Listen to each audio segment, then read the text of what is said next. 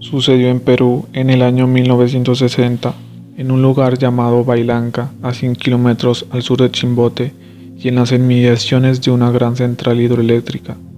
El testigo principal es un ingeniero yugoslavo, jefe de mantenimiento en la central y persona completamente descreída en lo que se refiere a fenómenos fantásticos, hasta que le sucedieron los hechos que aquí narramos. Dotado de un carácter muy fuerte y con una profesión muy técnica y muy apegada a las leyes de la materia, es el tipo de persona totalmente opuesto a fabulaciones y a todo aquello que huele a misticismos o realidades no tangibles. Su primera relación con el fenómeno ovni fue un apagón momentáneo en medianoche en la central, cuando salió de la oficina furioso para indagar cuál había sido la causa. Oyó que uno de sus ayudantes, llamado Quirós, decía aterrado con voz entrecortada: «Ha vuelto a bajar esa gente extraña». Cuando se disponía a preguntarle de qué gente hablaba, se dio cuenta de que, a pesar de ser medianoche, fuera de la central estaba todo iluminado, como si fuese de día. Se dirigió a toda prisa hacia afuera para investigar la fuente de la luz, cuando vio en el extremo de la explanada una nave grande en forma de lenteja, y mientras lleno de asombro estaba contemplándola, vio a dos individuos que hablaban entre sí, e instintivamente cayó en la cuenta de que ellos eran la gente extraña a la que se había referido Quirós. Sin dudarlo un momento y malhumorado se dirigió hacia ellos y les preguntó qué hacían allí, con qué permiso habían entrado y si sabían las consecuencias tan nocivas que produce un apagón, aunque sea solo momentáneo.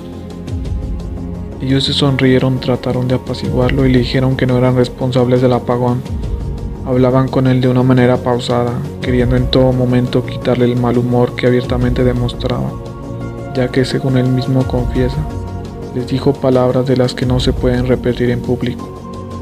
Le dijeron que el momentáneo apagón había sido producido por un gallinazo,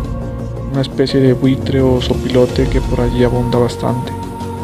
que había hecho contacto entre dos cables con sus alas abiertas.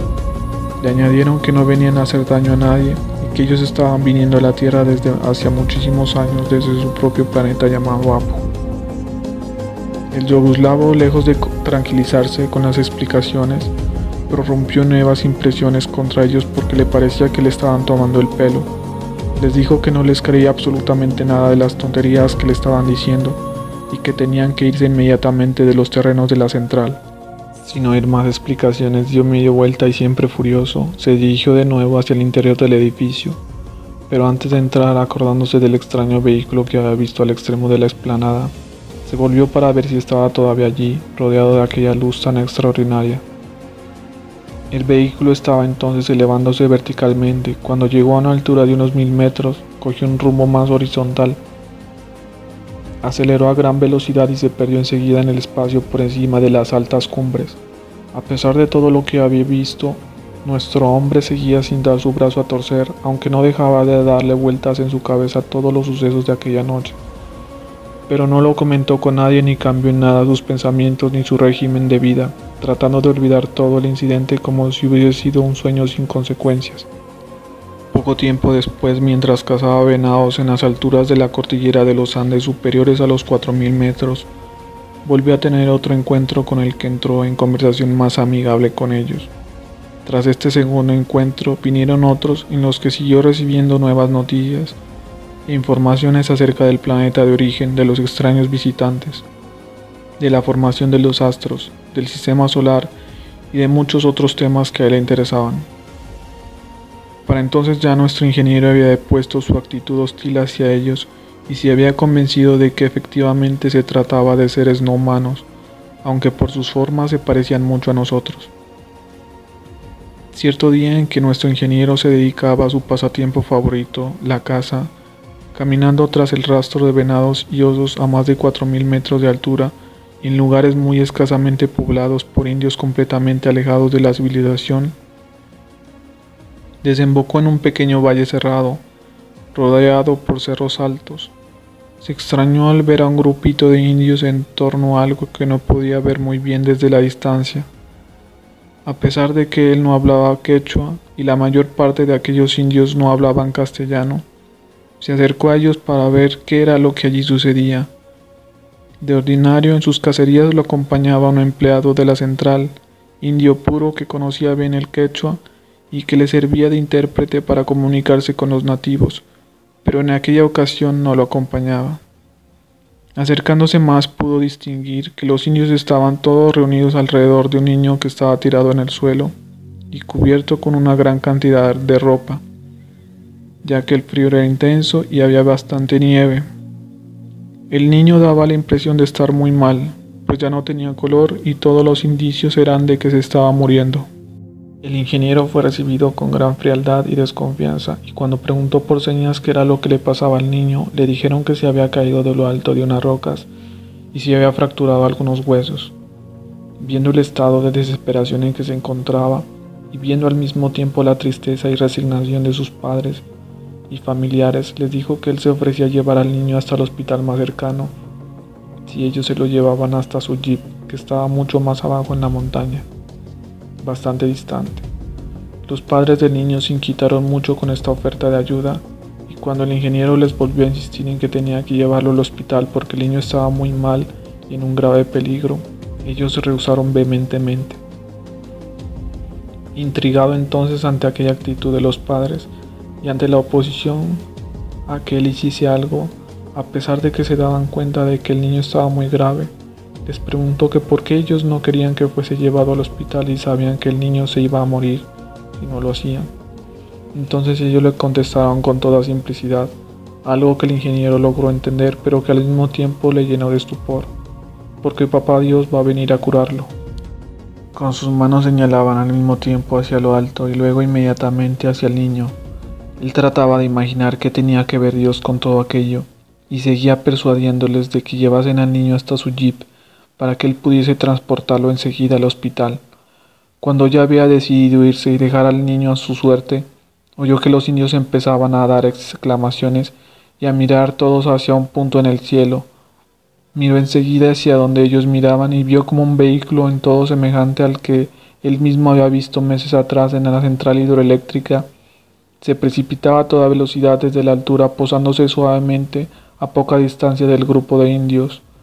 Estos lo recibieron con gritos de alegría, viéndose claramente sus rostros, que eso era lo que ellos estaban esperando allí desde hacía mucho rato. Enseguida salieron de la nave varios individuos como los que él había visto en otras ocasiones, y entre ellos una mujer que al igual que sus compañeros llevaba un traje de mallas no muy ajustados. Se dijeron a dónde estaba el niño y con ayuda de sus padres lo llevaron enseguida hacia la nave, en la que permaneció por espacio de unos 15 minutos. Al cabo de ese tiempo el muchacho salió por su propio pie por la portezuela de la nave y se dirigió corriendo hacia sus padres, dando saltos y lanzando piedras para que viesen que no solo había recobrado todas sus fuerzas, sino que ya tenía el brazo completamente bien. Todos los indígenas prorrumpieron en gritos de júbilo mientras rodeaban al muchacho y lo palpaban para ver si estaba completamente curado. La pseudo-extraterrestre le explicó al ingeniero cómo habían hecho la operación en tan poco tiempo. Según ella, habían desintegrado todas las partículas enfermas y la habían integrado de nuevo poniendo cada cosa en su lugar. Dije pseudo-extraterrestre porque según ella misma explicó, había nacido en nuestro planeta y de muy niña, hacia 47 años, había sido llevada por los de Apu a su planeta, en donde se había aclimatado completamente, llegando a ser como uno de ellos. Otra de las circunstancias que más nos interesó en toda la larga narración del ingeniero fue la cantidad de veces que él en sus correrías por las alturas de la cordillera en busca de caza mayor se encontró a grupos de indígenas sentados tranquilamente alrededor de extraterrestres, oyendo atentamente la conversación de estos, que por supuesto les hablaban en un perfecto quechua. Al parecer en aquellas altitudes alejadas de nuestra civilización, la comunicación de los dioses con los indios sigue siendo como lo fue en tiempos pasados en todo el planeta, cuando las tribus aborígenes con culturas muy primitivas los consideraban dioses y le rendían algún tipo de culto. El hecho de estar esperando con el niño enfermo a que ellos bajaran nos dice que de antemano sabían de alguna manera que Dios iba a venir, bien sea porque solían descender allí en fecha fija o porque se habían comunicado con alguno de los indios para decirles cuándo y dónde iban a venir, o también porque los indios tenían alguna manera de llamarlos y de comunicarse con ellos. Lo cierto es que el ingeniero yugoslavo lo sorprendió varias veces en este tipo de reuniones desconocidas por todos los civilizados de su país. De hecho, en una ocasión en el que los había sorprendido y había incluso participado en la conversación, cuando ya los extraterrestres se habían retirado y él se disponía a bajar de la montaña, uno de los jefes se acercó y le suplicó que no dijese nada a las autoridades que los había visto allí. Cuando él le preguntó la razón de esto,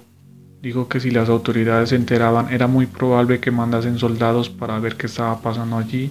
y que iniciasen alguna investigación, y esto probablemente haría que sus amigos del cielo no volviesen más, lo cual a ellos les daría mucha pena porque se sentían muy protegidos con su amistad. Este episodio puede darnos mucha luz para enfocar desde un punto de vista nuevo muchos de los relatos bíblicos, sobre todo del Pentateuco y de todos los libros sagrados de las grandes religiones, lo mismo que puede servirnos para interpretar correctamente la enorme cantidad de tradiciones y leyendas parecidas a estas de las que se llena la historia de todos los pueblos.